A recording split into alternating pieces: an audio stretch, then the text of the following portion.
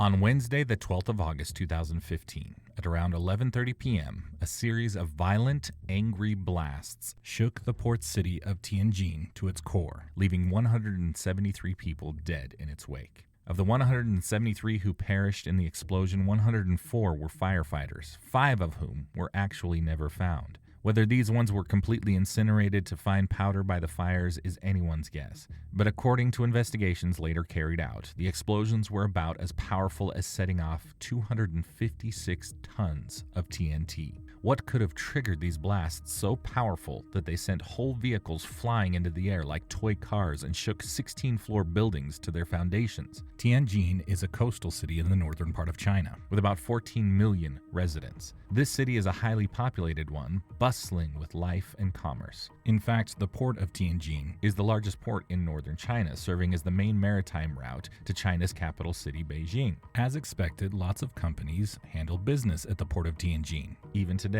But on that fateful night when the explosions happened, disaster singled one of them out for destruction: Ruihai Logistics. Ruihai Logistics was a medium-sized company in the business of hazardous chemicals, and apparently it was quite successful at it too. Ruihai Logistics had about 70 people in its employ, along with a facility so vast it took up 500,000 square feet of land, or roughly 2 city blocks. One doesn't need to be told that the business of hazardous chemicals is a dangerous one that needs the utmost care to handle. We're talking about chemicals like flammable and corrosive substances, oxidizing agents, and toxic chemicals, substances that could kill you in a minute in some cases. But Ruihai Logistics wasn't new to the industry. The company had approval to store hazardous chemicals from the Tianjin Maritime Safety Administration. Plus, it had been in the industry for about 4 years, handling its operations smoothly without any happenstance until the day finally came that changed everything on August 12, 2015. The Tianjin explosions did not actually begin with an explosion. At around 10:50 that night, the local fire department started getting calls after calls that a certain warehouse in the Binhai New area was on fire. Altruistically, firefighters rushed to the scene and immediately proceeded to douse the place with water in a bid to put out the fire. On a normal day, this would have been the smart, commonsensical thing to do.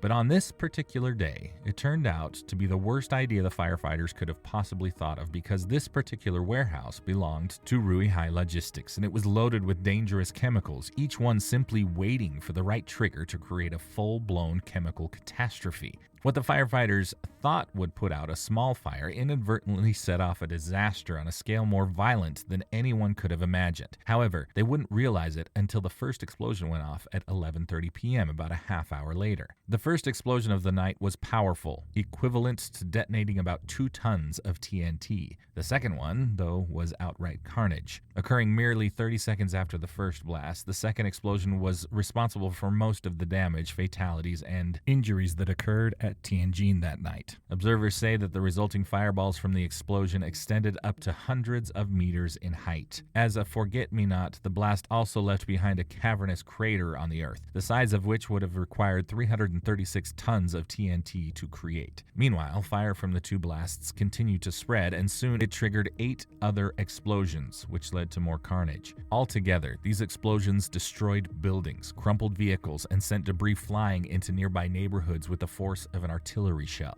Surviving firefighters described the scene of the disaster as hellish, with fumes so black it was like touching darkness itself. However, it wasn't until daybreak the next day that residents of Tianjin really saw the impact of the inferno of the night before. When the day dawned, Tianjin looked more like the remains of a city defeated in a war by a ruthless, power-hungry warlord than the bustling port city everyone once knew it to be. Charred and crumpled vehicles were littered across the streets. Shards of broken glass from windows that had been shattered during the blasts were all over the ground, and hospitals were overwhelmed with patients. In fact, hospitals were so overwhelmed that an outdoor field hospital had to be opened to help manage the massive influx of patients. The official numbers, which came a month after the explosion, revealed that 173 people perished in the fire, while close to 800 others suffered moderate to severe injuries, mostly from burns and explosive blasts. Of the 173 that died, over 100 were firefighters and policemen. Mysteriously, 8 people, 5 of whom were firefighters, were also never found. Till today, no one knows what happened to them. Were they incinerated to find powder? Were they taken?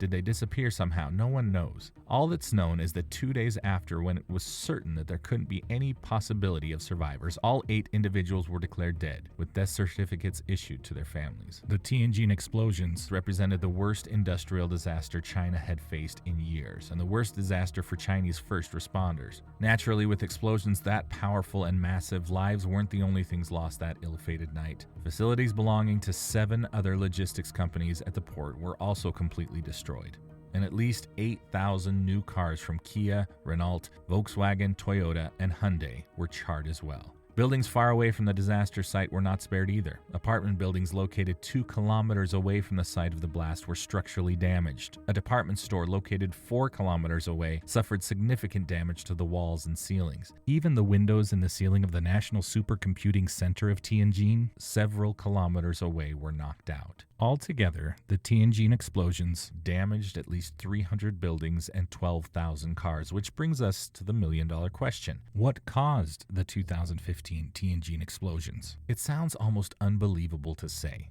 but till date, no one knows for sure what triggered the disaster, even though several investigation rounds have been carried out. According to government records, the Ruihai Logistics Warehouse building was registered as a chemical storage facility for calcium carbide, sodium nitrate, and potassium nitrate. However, the specific chemicals that were on site on the day of the explosion proved almost impossible to identify due to several factors. The fact that the facility was destroyed was one of them, but even more sinister was the fact that there was poor record keeping on the part of Ruihai Logistics, as well as major discrepancies with customs. On top of that, it was also revealed that Ruihai Logistics had actually been operating illegally since October 2004, as it only received its license to handle dangerous chemicals 2 months before the accident. The facility also failed to follow the safety regulations that mandated that public buildings and facilities be located at least 1 kilometer away. And in fact, on the day of the explosion, it was storing way more hazardous material than it was permitted to, including 700 tons of highly toxic sodium cyanide.